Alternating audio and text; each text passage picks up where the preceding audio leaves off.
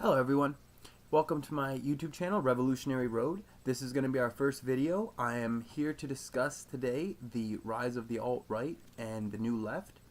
I am here basically to outline what I believe is happening within this movement, both sides, not just the alt-right but also the new left, and how both sides are essentially controlled opposition. They're being used to divide and conquer the American people. As much as most people listening to this is immediately going to be stricken by, oh, well, you know, I feel like the neo-Nazis and the alt-right are completely wrong. I'm not down with white nationalists and all these, and same with the other side is basically like, well, I'm not down with the Black Lives Matter movement. I don't like this whole movement towards hating police officers and trying to create hatred towards, you know, white nationalism. I mean, in reality, these are just people lashing out against people that they don't like or beliefs that they don't like. And this is the reality. It's not so much people that see system and try to protest against it. It's more people are seeing their rights and privileges stepped on, and they don't agree with that, and so they're standing up for that. And I have nothing wrong with that. I'm actually all for standing up for your rights and privileges, because what people don't realize is that one of the major problems with the new kind of new left, I should say, the liberal movement, is the fact that so many times when we see this movement pushing for things like censorship and controlled kind of political arenas, you know, we find that what's generally happening is basically a destruction of what we know as our rights and our freedoms as citizens within either United States or Canada. It's the same on both sides. We see the same things happening. Now I'm saying this. I'm not. People are like, oh, you know, you must be a member of the alt-right. I myself, to be fairly clear, I'm an anarchist myself. I preach anarchism to anybody that will listen. Why? Because the exact reason why I'm discussing this here is to explain how both of these sides, the alt-right and the new left, are controlled opposition. They're controlled opposition for the elites. They're being fueled by the same fire, by the same people that are the true enemies of both movements, and that is the elites. Those that are in power, that have entrenched themselves in power, and those that basically take the helms, the reins of the state. Those that control the state are those which have power and those which are entrenched within it, and those that have the most to lose from the destruction of that system, which is what is really happening.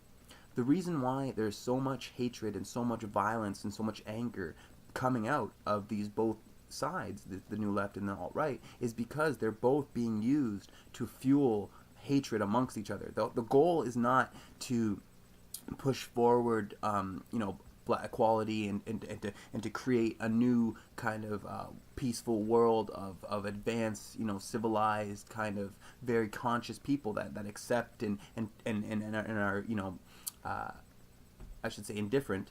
But the reality is that what's going to happen is that we're going forward into a world that is more entrenched, that is less free, that is more controlled by the elites, essentially a martial law type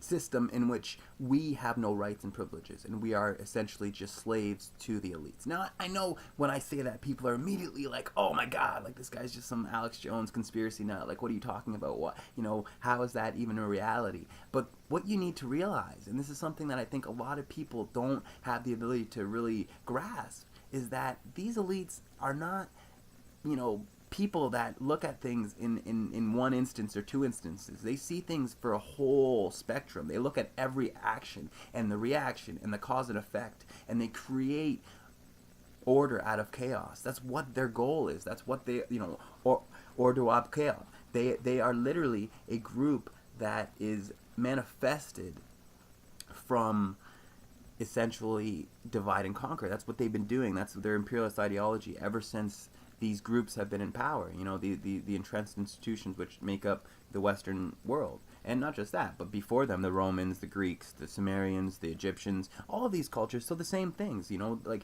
it's not a coincidence that Machiavelli and guys like Plato were writing about the so-called philosopher kings in the Republic, and how normal people couldn't rule themselves. They needed these philosopher kings to guide them, because we would all just kill each other and we're all just idiots, you know. So we don't, and this is the reality. That's how they see us. The elites don't see us as effective people that have the ability to, you know, maintain a society. They see us as being essentially sheeps that need to be led towards their eventual slaughter or their eventual savior, depending on, you know, how benevolent these elites are, I guess. And that's the reality. You know, it's not that when you see these people fighting in the streets, and the fuel that, you know, you see Fox News, you see MSNBC, you see all these people talking about, you know, oh, the white nationalists, the neo-Nazis, and all this, you know, this is all just, it's all just completely fuel to the fire, is what it is. And it's meant to distract and to make you hate and to make you angry.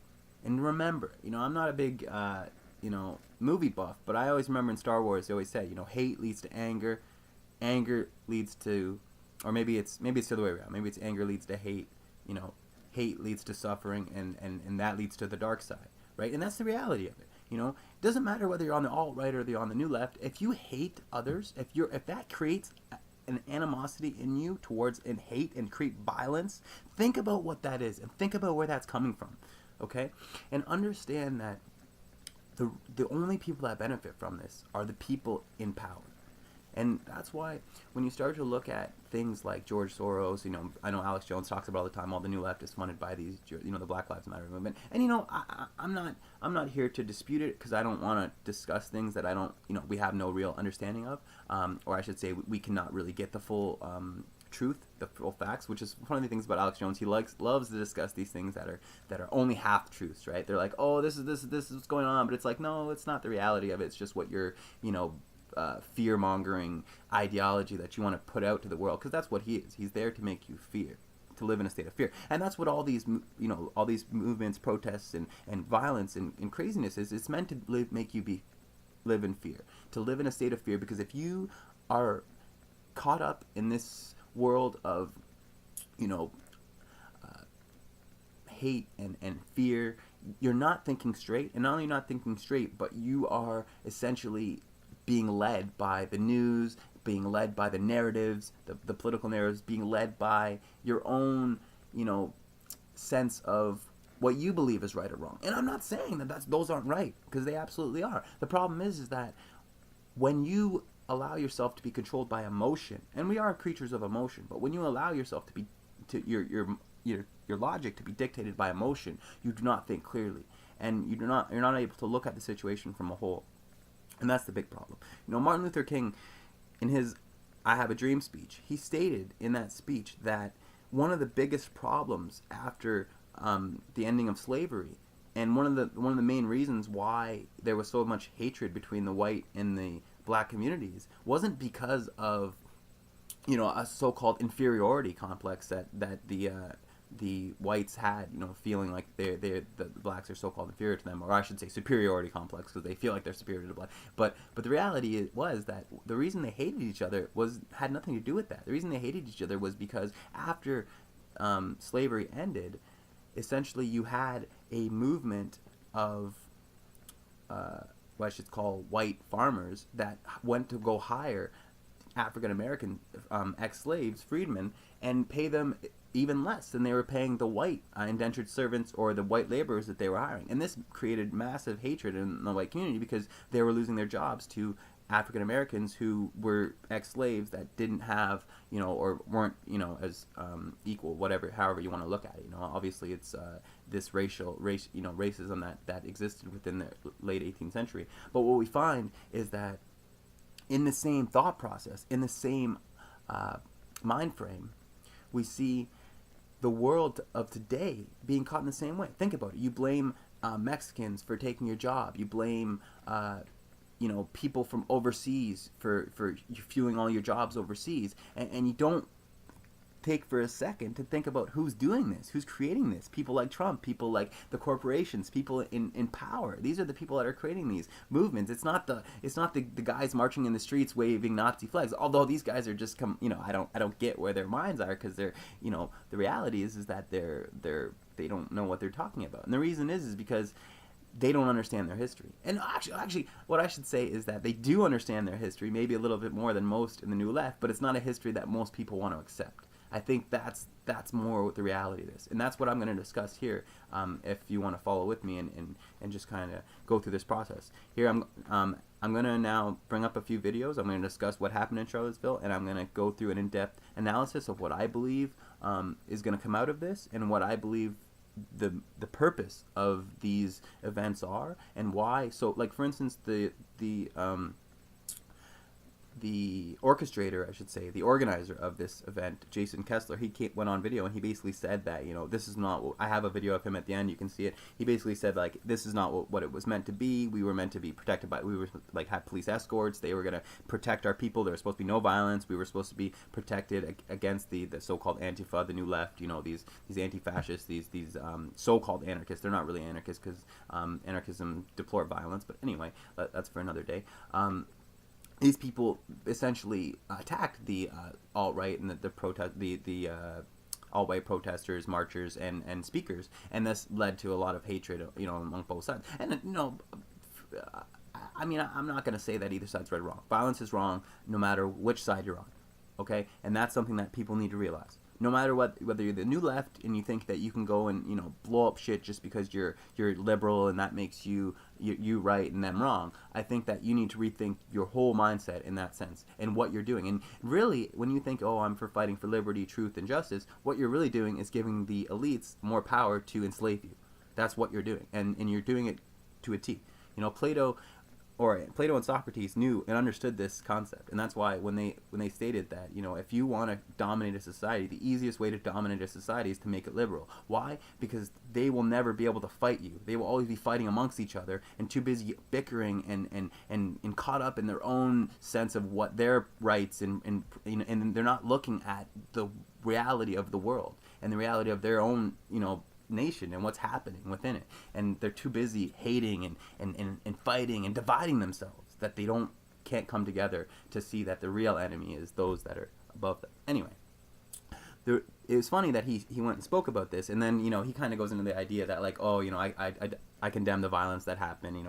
I'm not. This was not our plan. This was not our plan. But I don't know, man. If you're organizing a bunch of white nationalists to come and march in Virginia to protect, the whole idea was they wanted to protest the removal of the statue of Robert E. Lee. And I understand that, Robert E. Lee was a great Confederate general, and he did a lot of good things, and so on and so forth.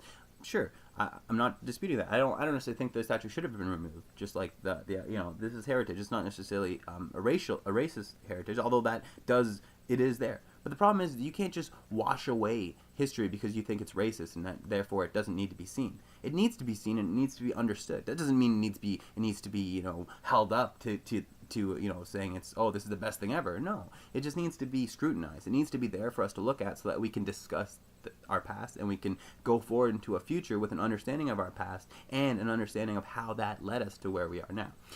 So what I want to discuss now is essentially the events that happened over the weekend. So August 12th, there was a rally by the so-called Unite the Right movement. It was a march on the University of Virginia. They, like I was saying, they were going to protest the removal of the statue of Robert E. Lee, and now they are essentially moving through the university campus, and they then went to march through the streets. They had speakers set up. They were going to do whole demonstrations, and they were essentially met by counter-protesters of the Antifa, the New Left, the BLM, these liberal leftist groups that a lot of them aren't even really leftist. They're just kind of they stand in clear opposition to the white nationalism, Unite the Right rally. And, they are basically saying we don't agree with this. We don't accept these ideologies within our nation, and they have no place here. And from both sides' perspective, they have points. Okay, that's one of the main things I think a lot of the New Left doesn't want to see is they don't want to see that the the alt-right does have some points, some valid points, like how censorship and the destruction of rights will lead towards essentially like a martial law state. That is not where you want to be. And it's exactly where the elites want to be, and which is why they're pushing this violence, the hatred, and the animosity. Think about it. It only makes their lives easier. Saying, hell, how well can we do it? Well, now we can bring more police presence. Now we can give them more authority to crack down on these protesters. Now we can create more hatred in the news media. Now, another thing that happened, so this, over the weekend, there was essentially, after there was eruptions through the protests, supposedly there was a bunch of people being maced from the New Left were macing people in the alt-right. There was people from the New Left were being beaten. Some African American citizens were essentially beaten with lead pipes and completely just brutalized, ganged up on. Just these innocent people were essentially, well, and I don't know if you call them innocent, because they were fighting against both sides were there to in opposition to each other. They knew what they were there for, and I'm not saying that it was right. I'm not saying anything was right. The violence is, like I said, violence is completely unacceptable, no matter where it's used, no matter how it's used. But the reality that we need to realize is that mobs lead towards ignorance, and mobs lead towards mob mentality, which leads towards violence, because people, when they see somebody attack and they have a bunch of their buddies around or whatever, they feel macho, they want to make themselves see, and they want to do something. So this is not a product of the alt-left or the new right. This is just a product of mob mentality. That's all it really is. And I mean, you can't then label one side as violent and the other side as non-violent, because both sides were essentially inflicting violence on each other. Now, I'm not trying to say that either side is right or wrong. I'm not trying to say that either side doesn't have valid points, because they both absolutely do, and they both need to be understood, which is why this needs to be discussed and not held up as being just some point of contention for new hatred and new fear. Now, let's discuss what happened with James Fields. So essentially there was a protest of counter-protesters that were marching up towards the University of Virginia, and a car essentially plowed through the protesters. Now I have a video that will be shown in a little bit. After, I'm going to just it's not really a video, it's more just wow, it's a little graphic. For those that don't want to see it, please turn away. But I simply just want to show these things so that people can see why this is relevant and why we need to understand how this type of thinking works and how people get led into these mob mentalities, right? And although the person that drove his car into these people was essentially an individual, it was not a group of people, it was only one person, so he was acting on himself. He was still acting within mob mentality, because he was simply being fueled by what he was seeing around him, and the hatred that was coming towards him, and the hatred that he felt towards those that he feels are not acceptable, or are not accepting white privilege or white rights or whatever, right? Whatever these people believe they're standing for, I don't really get it. Because to me, like I said, the true goals of the elites are to divide the people amongst each other however they can do that. And believe me, it's working. Not only is it working, but it is working to a T. And you people just keep fighting and keep hating, and that is exactly what they want. And you need to understand that this is not something that is some, 2 or 3 year thing. This is something that has been happening through human history. It's been happening through American history in particular, because this is the most prevalent, where we've had this form of elite type. Well, I shouldn't say like the only form, but like in this sense, this structure is more of a state elite. It's more of an elite that's entrenched within a system, an ideology. I would say an ideology of imperialism. They're imperialistic. They're social Darwinistic. They think in terms of survival of the fittest. In terms of we need to essentially rule and create the violence. We need to be the first to strike. We need to be the first to take power, because if we don't, others will.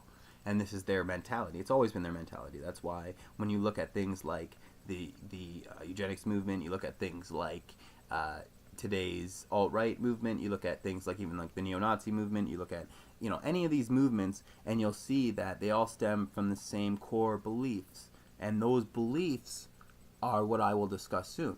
And that's essentially that, so many people in the new left, they immediately think, oh well, these Nazis are so bad. We fought them in World War II. That's what we fought a war to end. This was the reality. But something that's even darker than all of that is that in the end, when you really want to look at it, and something that I've brought up in our article, I will discuss in a little bit, is that if there's anybody that Hitler and the Nazis were looking towards and were praising, it was the Americans. It was the American eugenics program that the Nazis were living in essential,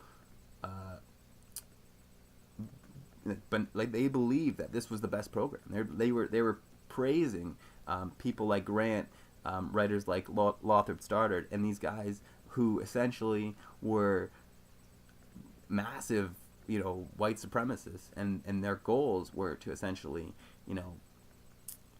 divide what they call as the lower races, the lesser races. That's what Darwin refers to him in his Origin of Species, right?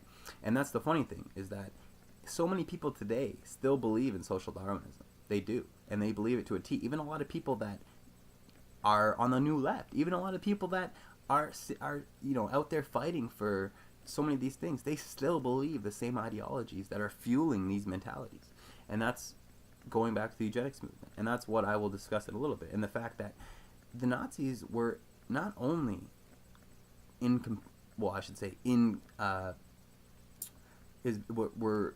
were essentially in partnership with the American eugenics program. They were trading information back and forth. You see books being written by these American eugenicists that are essentially bestsellers in Nazi Germany. They are on every shelf. They're being read by every person.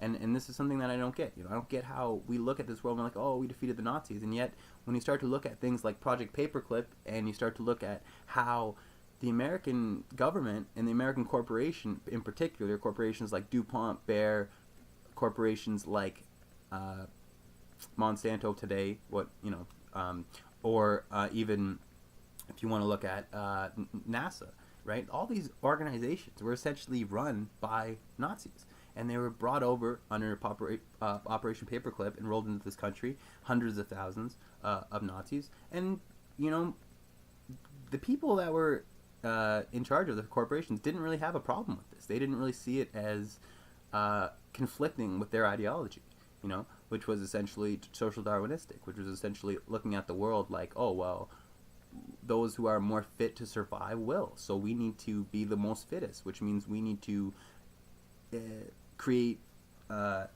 divisions and essentially fuel the lesser beings or the lesser peoples to essentially hate each other and kill each other and blow each other up. It's what they did. It's what they did in Africa. It's what they did in Asia. It's what they did in American with the Native American tribes. It's what they do everywhere they go. Why? Because it's the same ideology. Because it's the same guidebook.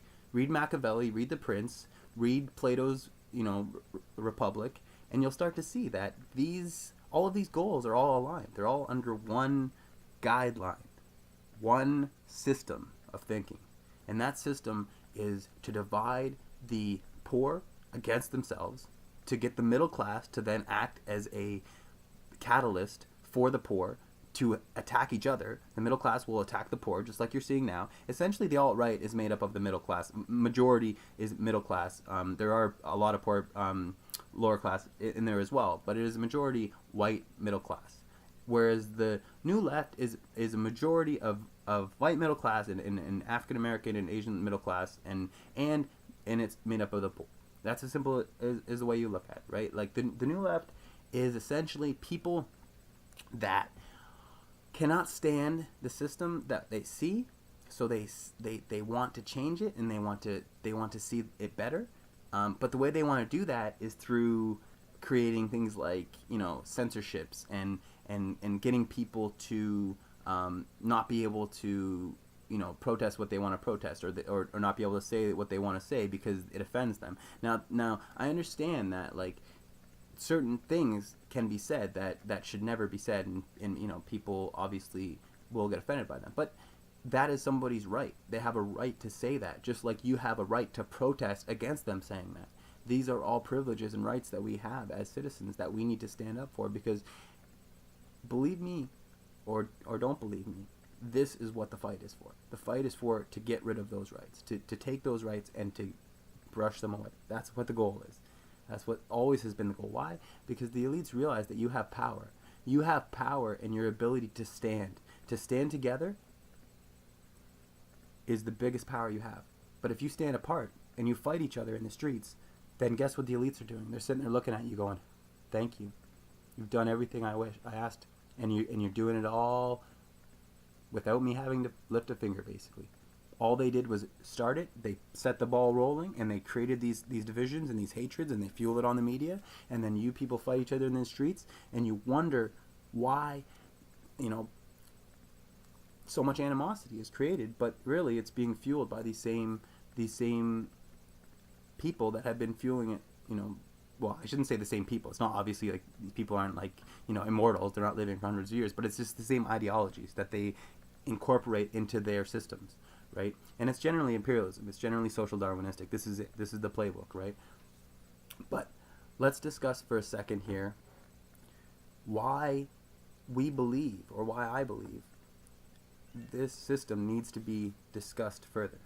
Now, I will essentially be making more videos to discuss this in the future. This is just simply a video about Charlottesville, and I want to just get into a little bit more, give some video to make people see what happened, and then we can discuss a little further. And I'm going to give a little bit more detail as to why I believe the history of this continent is a lot darker than a lot of people want to realize, and it's a lot more based in racism and hatred than we want to see. But the reality is that this new right is nothing more than the same system. It's the same mentality that has always been there. It's never gone away, and it's never going to go away until we fight the real cause of it, which is social Darwinism, which is this ideology of difference and hate and racism. This is all created from social Darwinism and from imperialism. It's not created by people on the streets that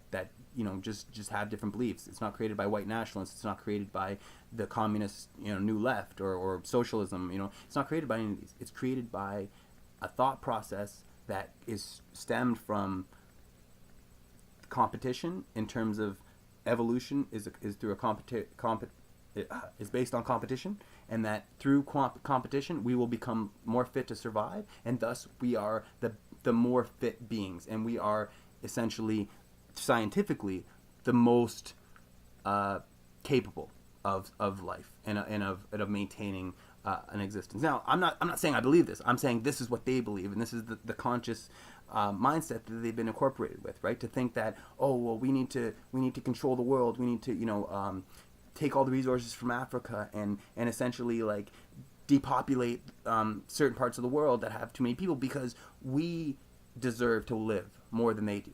That's the mindset of these elites. And if you don't get me, just look it up, okay? Look up the UN and their agenda, and how they essentially are creating mentalities that fuel depopulation agendas, that fuel resource management systems that essentially only benefit the white European and American investors, essentially, or Chinese through this, Chinese International Fund. You have these other Asian companies that are now coming in and starting to get in on the game, because they realize what's happening, and how this is not just, and that's the thing, this is not just an American phenomenon. This is a global phenomenon. This is something that is affecting every person on this planet, not just the people in America, which is what bugs me when I see the people in America fighting and not realizing that this is a global game. It's not just for America, it's for the world. And these people that are creating these divisions, they see this, which is why they want to keep you fighting, because as long as you're fighting each other, you're not looking around and seeing what's happening to the rest of the world, and how they're all being essentially starved, and their resources are being stolen and kept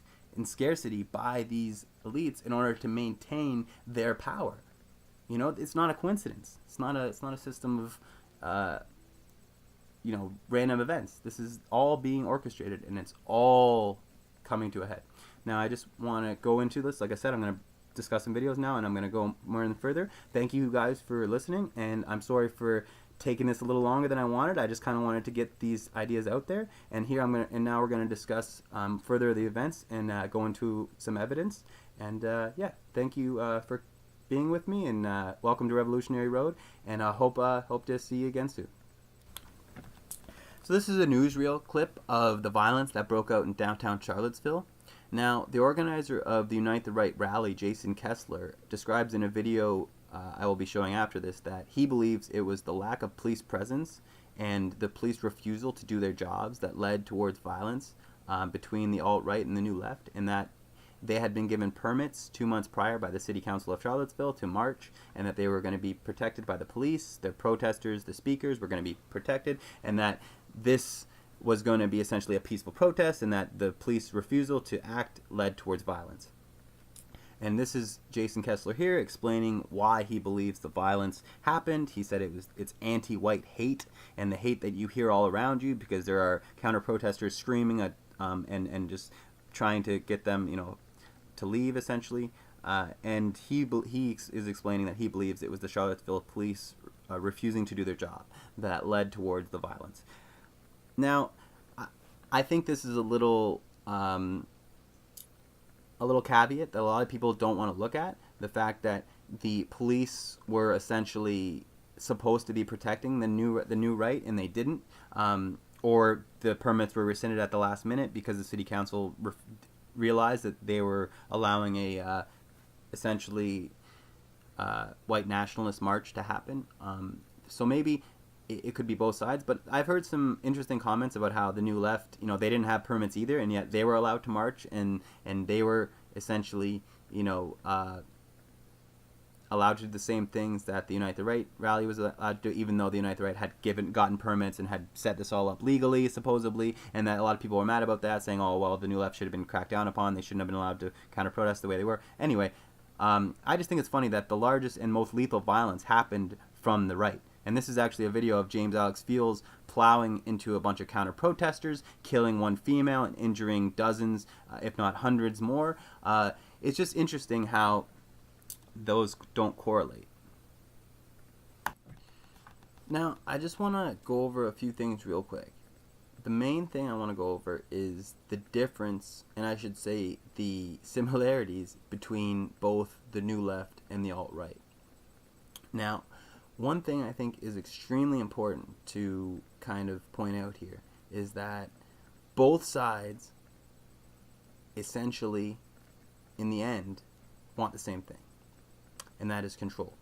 Both sides want to control society. They want to dictate the way society goes, and they want to essentially do it by power, by force. Now, I want you to really think about that for a second.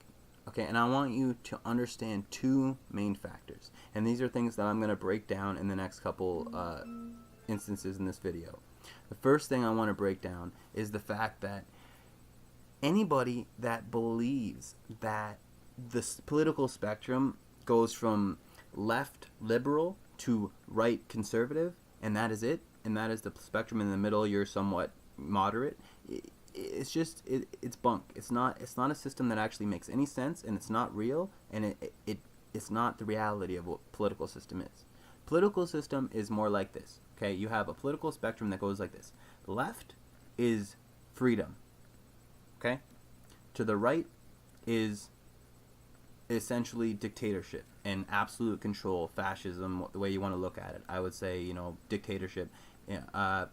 Essentially a society that is ruled by no freedoms at all, that is completely orderly and controlled by the state, essentially, with no privileges, no rights. It's just all, this is the way it is, this is the way you do it, you go to work every day. It's kind of like Brave New World, right?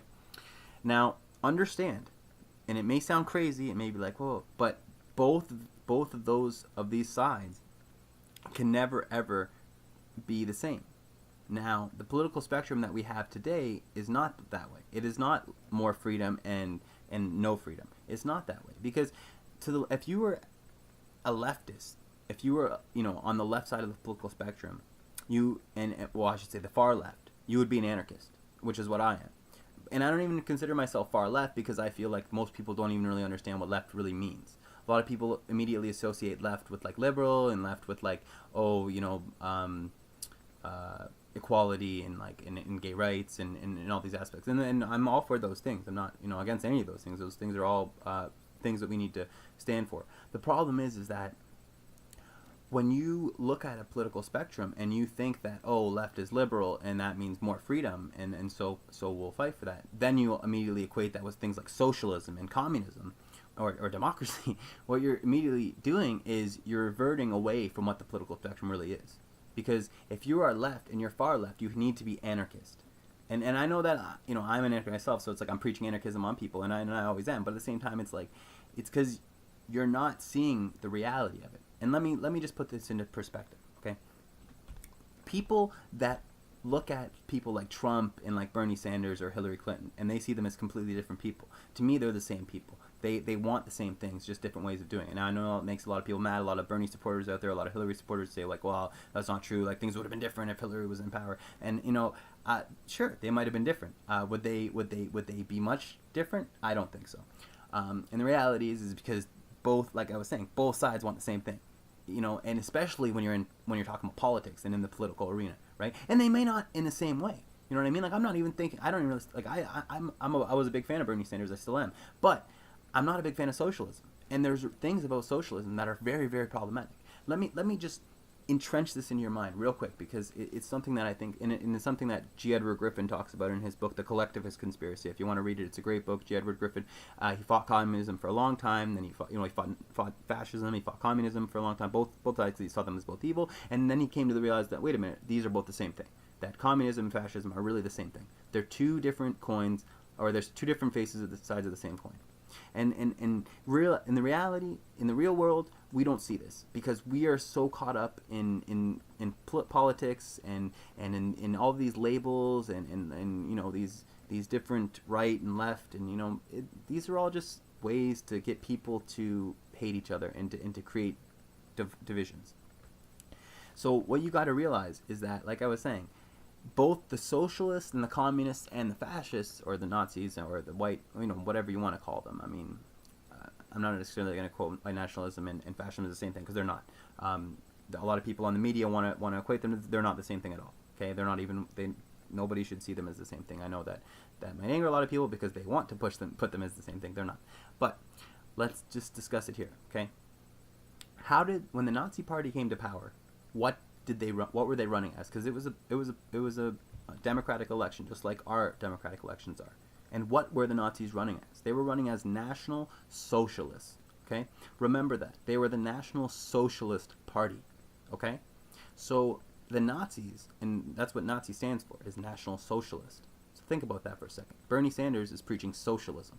Trump is preaching, whatever you want to call it, ism. It's really not much other than protectionism, but the reality is that these forms of hatred that are fueled by this political spectrum is all about getting the people at the bottom to fight each other and fight for different things, different causes. So you'll fight for socialism, you'll fight for white nationalism or fascism. I guess I don't know how that people can actually fight for fascism, but I guess Nazism or whatever you want to say.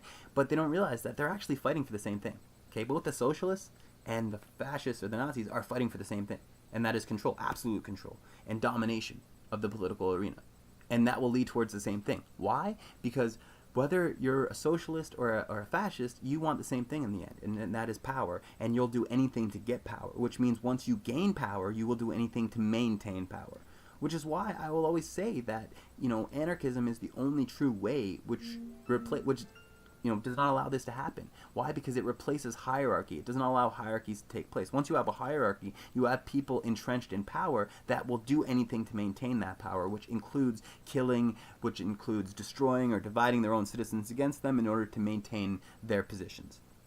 Now, if you don't believe this would happen, just look up things like Operation Northwoods, look up things like I was saying before, Operation Paperclip, look up High Jump, any of these operations in which we would essentially put our own citizens at risk, or literally bomb or intentionally kill our own citizens in order to put blame onto others and create war, such as like the Gulf of Tonkin incident, for instance, or so many incidents, the USS Maine. There's so many incidents that we put our own people in harm's way in order to create war, in order to create animosity, in order to then divide the world or divide our own people. It's the same way, just whether it's happening in geopolitics or whether it's happening within our own state.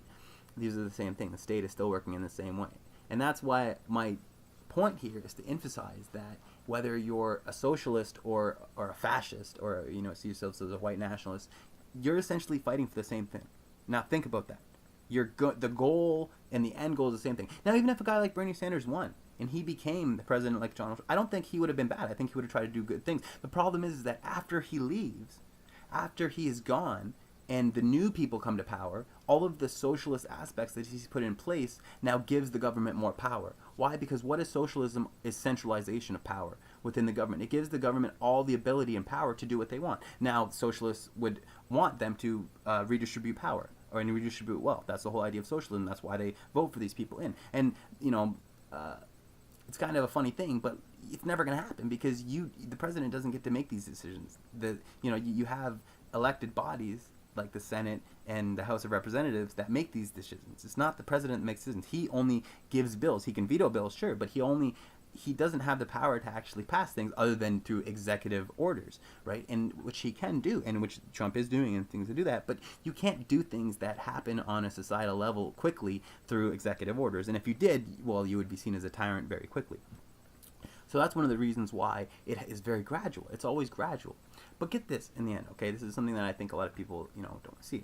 The two different sides of the elites, or I should say, like, the two different ways in which to take a religious connotation. I'm not very religious, but I will take a religious connotation here just so you guys kind of understand.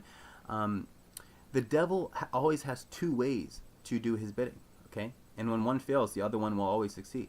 And that is through violence or through manipulation. Where force does not work, you need to, where you can't use the stick, you use the carrot. Where you can't use the carrot, you use the stick.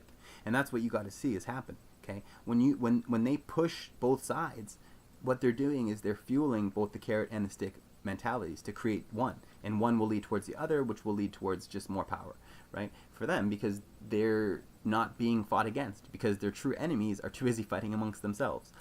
Now, what we need to see here, and like what I will be bringing up some evidence here to show you in a second, is another aspect that I think a lot of people, and like I was saying before, a lot of people on the new left don't realize, and that is that the history of Nazism and the history of the support for the Nazi regime within the American society is prevalent throughout American history, not just in the 1930s, 40s. Okay, understand this, that the Nazis and the ideology of social Darwinism, which is eugenics, which is the ideology of Aryanism and the myth of race, and all of these aspects are all caught up in the same cycle of thinking and the same cycle of rhetoric, which is used by these same individuals throughout history, not just at this time, but throughout American history, throughout the 1950s, 60s, 70s, and 80s. Look up Cold Springs Harbor, something, and I'm going to show you an article in a second that breaks down this, that shows you that essentially the American eugenicists were being praised by the Nazis because of their efforts to eugenicize their own populations, to depopulate the black populations, to depopulate the handicapped and the so-called unfit for life. These people make these decisions, but what you got to realize is that they're still making these decisions, and they're doing it now on a global scale. But as I was saying before, what you need to realize is that the history of this nation is a lot darker than a lot of people want to realize, and it's a lot more in tune with corporations that are essentially very much in tune with the Nazi line, the Nazi Party line, and the National Socialist line. Why? Because socialism leads towards, like I said, control. Control by who? Those that have power, those that are in power, those that are in corporations. Why? Because when you have centralization, you have the ability to then pass laws which further your corporate endeavors. Think about it, okay? Trump in power, he passes laws that help his corporations. He launches missiles that help his corporations, that fuel his power. just like Hillary would do if she was in power. She was backed by PNAC. Read some PNAC articles if you really want to see what's happening right now, because they explain it to you. Another aspect is the fact that anybody that wants to think that, African Americans or people of color need to just suck it up from the racism and the history of violence that's been done towards them, and that they need to just kind of accept it and come to this is just bullshit. And the reason is like not just like the police shootings and the fact that like actual violence is being inflicted upon them by massive amounts of people that simply do it because of their color, not because of their religious or political or social affiliations, but because of their color simply. And that is something that needs to be stopped. And that's why I stand for those that fight for racial equality, because it is something that still needs to be discussed. And those white nationalists that believe that they need to just get over it, or it's our society, whatever, it's all just bullshit. Okay, it really is. And it's something that you need to really think about, because it's all just rhetoric to get you to hate yourself, really, and to hate the poor and to hate the lower classes, in order so that the rich can essentially use us all as cannon fodder. Now, what I want to kind of get into in a second here is showing to you all the evidence and going through some documents to just kind of show you that I'm not just saying these things. These things are facts. Like, just look up Cold Springs Harbor, the school that lasted until the 1970s and 80s doing eugenics research. It's essentially had grants and it was backed by Harvard University professors and Yale professors and professors from the top universities that were essentially talking about how great the research was going on at Cold Springs Harbor, which was all eugenics research. It was essentially looking at who the fit races were and how they should be ruling the world, which is really interesting when you want to, kind of break down the way the world is going today.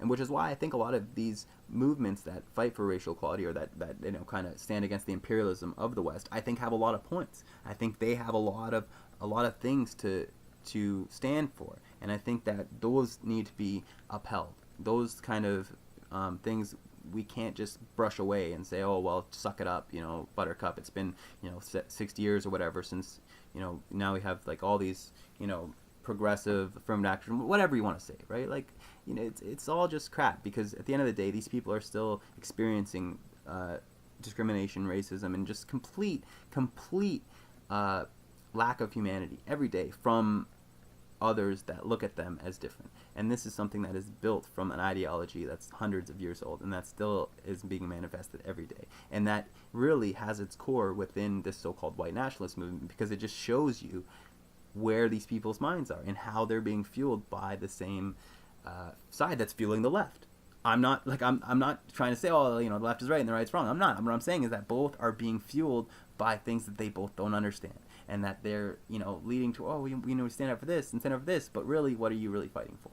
And that's kind of where, like I was saying, people don't see the whole spectrum. Only the people at the very top see the whole kind of cycle and how it's going to affect society, and that's why they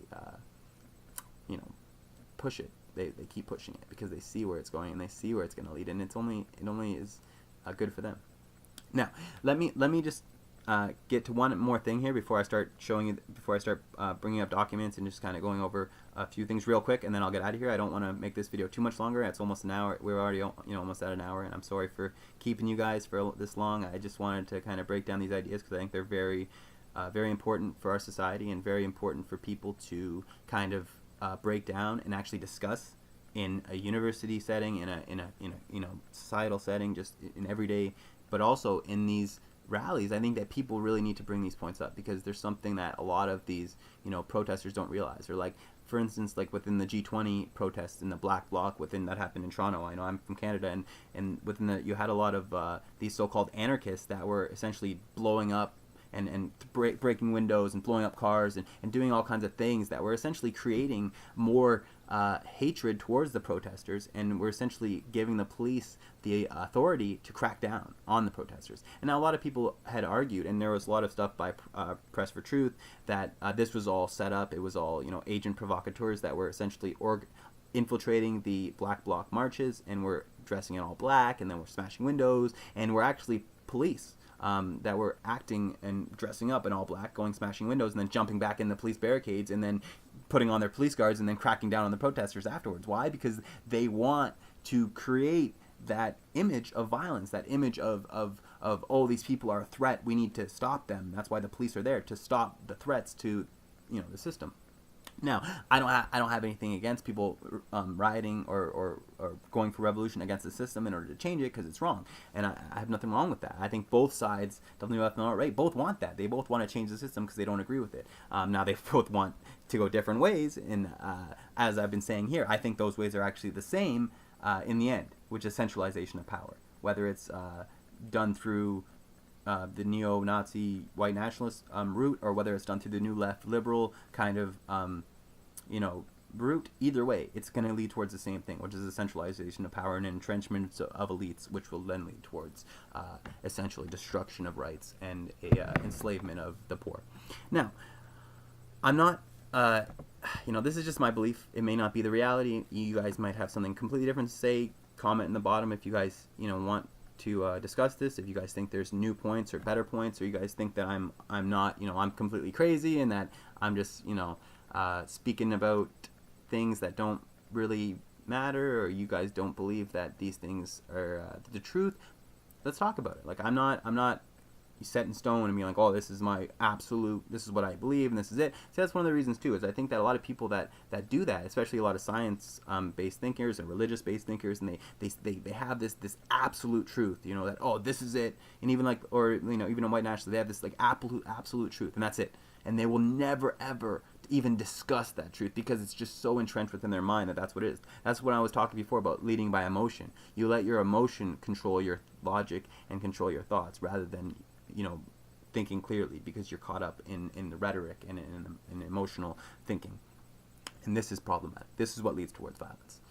And this is why I say we need to have open discussions about these things, and not just throw everybody under the bus and say, oh, well, you're wrong because you're fascist, or you're wrong because you're liberal, or you're just stupid. You're just a stupid little teenager, or you're just some old conservative that has no, all of these rhetorics are just ways to get people to hate, and this is what we need to stop. Okay? We need to come together, and we need to discuss all together what we believe. And like I was saying, if you want to sit there and say, oh, there's no room for Nazis in this country, well, then I think you need to really look at the corporations that have harbored Nazis for the past 60 years, instead of hating on the white nationalists that are simply just, dictating what the corporations have been doing for the past century, and essentially just marching in tune, right? Like, these people are not necessarily believers in Nazis, they're believers in white nationalism, and they see, like, the Nazi movement as being representative of that. And there's tons of conspiracies now all about, oh, the Nazis were actually good people, they were fighting for the humanity, and everybody else was bad, the Jews were ruling the world, and like blah blah blah, the communists were controlled by Jews. There's so many like conspiracy theories out there, and don't get me wrong, there are little truths in all of them, just like there are always little truths in almost every lie.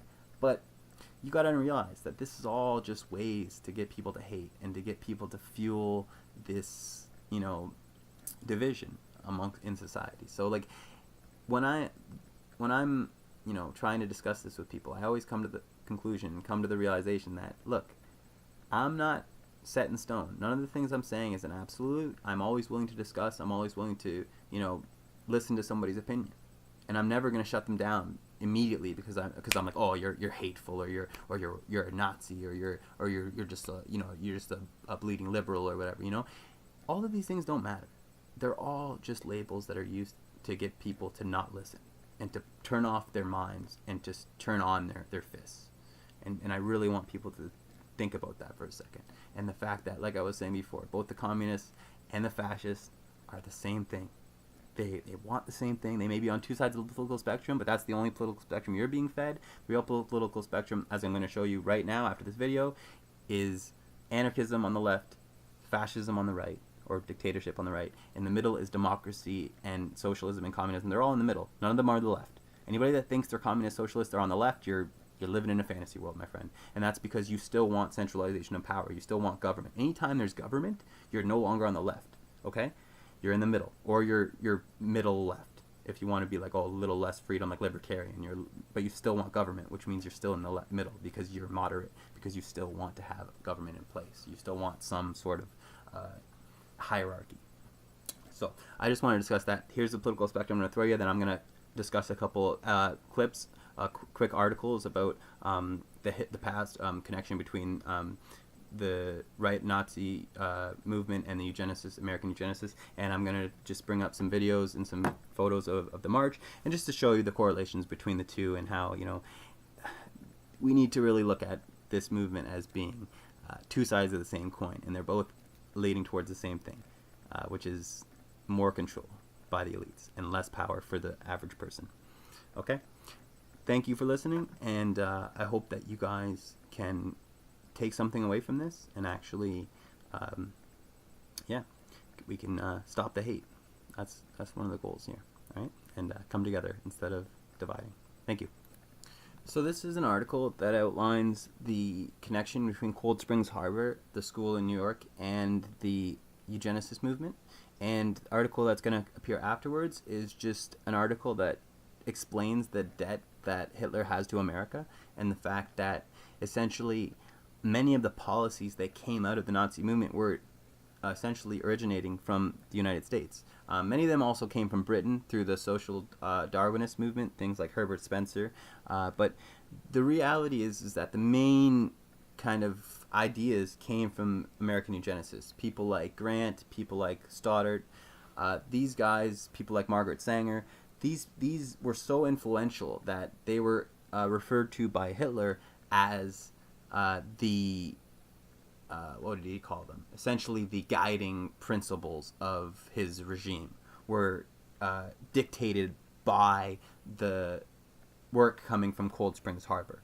So just understand that for a second, okay? Understand that the Nazi movement was fueled and was created and was essentially praising the American eugenics program, the American Nazi program, because to them, their program of depopulation, of sterilization, of essential population control, especially of the so-called lesser races, was seen by the Nazis as completely, acceptable and completely what to do. Like this is their example, just a perfect example of how to run their society. This is what the Nazis look towards America for. So those that believe that, America is so, we were so Nazi fighting, or we hate the Nazis so much, just think about that for a second, okay? Just think about where the originating ideas for Nazism come from.